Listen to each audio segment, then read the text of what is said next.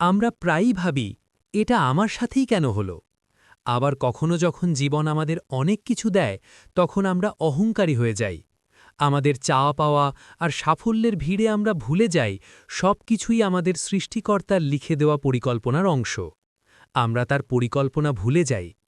শেষ পর্যন্ত কি ভালো আর কি খারাপ তা কেবল সময়ই বলে দেয়।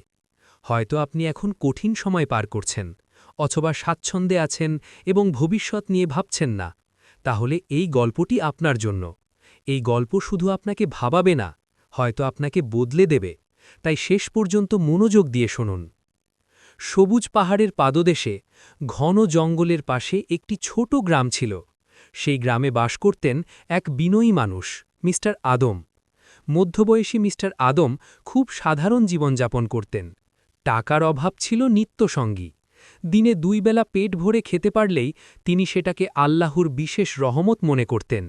কিন্তু দারিদ্র্যের মাঝেও তার একটি বিশেষ গুণ ছিল। তিনি সব সময় যা আছে তা নিয়ে সন্তুষ্ট থাকতেন এবং কখনো অভিযোগ করতেন না। মিস্টার আদমের ছিল একটি ছোট জমি। সেখানে তিনি কঠোর পরিশ্রম করে ফসল ফলাতেন। তাকে সাহায্য করত তার একমাত্র ছেলে ড্যানিয়েল এবং একটি শক্তিশালী সাদা ঘোড়া ম্যাক্স। কিন্তু ম্যাক্স ছিল অন্য সব ঘোড়ার থেকে আলাদা। সে ছিল খুব বুদ্ধিমান, পরিশ্রমী এবং দ্রুতগামী। খামারের কাজে সে এতটাই সাহায্য করত যে মিস্টার আদম আর ড্যানিয়েল তাকে পরিবারের সদস্যের মতো ভালোবাসতেন। একদিন ম্যাক্সের সৌন্দর্য আর বুদ্ধিমত্তার কথা শহরের এক ধনী ব্যবসায়ী মিস্টার স্মিথের কানে পৌঁছল। তিনি তার ছেলেকে নিয়ে গ্রামে এলেন ম্যাক্সকে দেখতে। ঘোড়াটিকে দেখে তিনি মুগ্ধ হয়ে গেলেন। তিনি মিস্টার আদমকে অনেক বড় অঙ্কের টাকা প্রস্তাব দিলেন ম্যাক্সকে কেনার জন্য। কিন্তু বিশ্বাস করুন বা না করুন, মিস্টার আদম বিনয়ের সাথে সেই প্রস্তাব ফিরিয়ে দিলেন। গ্রামের অনেকেই অবাক হয়ে গেল। কেউ কেউ তাকে বোকাও বলল। তারা বলল, মিস্টার আদম পাগল, এমন সুযোগ ফিরিয়ে দিল। এত টাকা পেলে তার ভাগ্য বদলে যেত। কিন্তু কয়েকদিন পর এক আশ্চর্য ঘটনা ঘটল। হঠাৎ একদিন ম্যাক্স তার আস্তাবল থেকে হারিয়ে গেল। মিস্টার আদম আর ড্যানিয়েল সারা দিন খুঁজেও তাকে পেল না। গ্রামের লোকেরা আবার কথা বলা শুরু করল।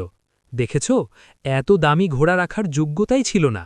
কেউ কেউ বলল, নিশ্চয়ই মিস্টার স্মিথের লোকেরা চুরি করেছে। ড্যানিয়েল খুব কষ্ট পেল।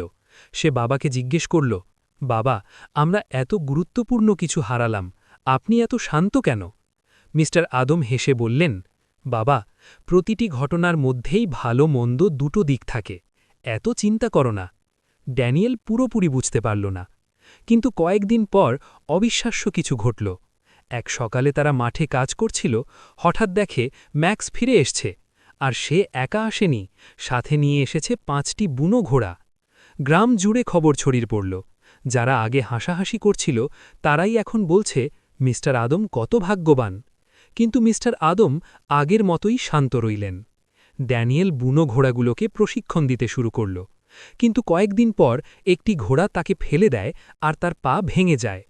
গ্রামের লোকেরা আবার বলতে শুরু করল, এই ঘোড়াগুলোর কারণেই এমন হল। ব্যথায় কাতর হয়ে ড্যানিয়েল বলল, বাবা, এবার তো সত্যিই খারাপ কিছু ঘটেছে। মিস্টার আদম শান্তভাবে বললেন, এক মুহূর্তে কোনো ঘটনাকে ভালো বা খারাপ বলা যায় না, সময়ই সব বলবে। 1 সপ্তাহ পর দেশে হঠাৎ যুদ্ধ শুরু হল। গ্রামের সব তরুণদের যুদ্ধে নিয়ে যাওয়া হচ্ছিল। কিন্তু ড্যানিয়েলকে নেওয়া হলো না, তার ভাঙা পায়ের কারণে। যারা যুদ্ধে গেল তাদের অনেকেই আর ফিরে আসলো না। গ্রাম কান্নায় ভরে গেল। তখন অনেকেই এসে মিস্টার আদমকে বলল, আপনি সত্যিই ভাগ্যবান, আপনার ছেলে বেঁচে গেছে। মিস্টার আদম ড্যানিয়েলের পাশে বসে শান্ত কণ্ঠে বললেন, দেখলে বাবা, ম্যাক্স হারিয়ে যাওয়া তখন খারাপ মনে হয়েছিল, কিন্তু সে আরও 5টি ঘোড়া নিয়ে ফিরল। তোমার পা ভাঙা কষ্টের ছিল, কিন্তু সেটাই তোমাকে যুদ্ধ থেকে বাঁচালো। তারপর তিনি বললেন, তাই যখন ভালো কিছু ঘটে খুব বেশি উচ্ছ্বসিত হয়েও না, আর যখন খারাপ কিছু ঘটে ভেঙে পড়ো না, সবই সময়ের অংশ। এই গল্পের আসল শিক্ষা হল, ভালো বা খারাপ সব কিছুই একদিন কেটে যায়। আমরা সব কিছুর অর্থ সঙ্গে সঙ্গে বুঝতে পারি না, কিন্তু একদিন বুঝতে পারি সব কিছুই কোনো না কোনো কারণে ঘটে। তাই জীবনের প্রতিটি পরিস্থিতিতে ধৈর্য ধরো, কৃতজ্ঞ থাকো আর বিশ্বাস শক্ত রাখো।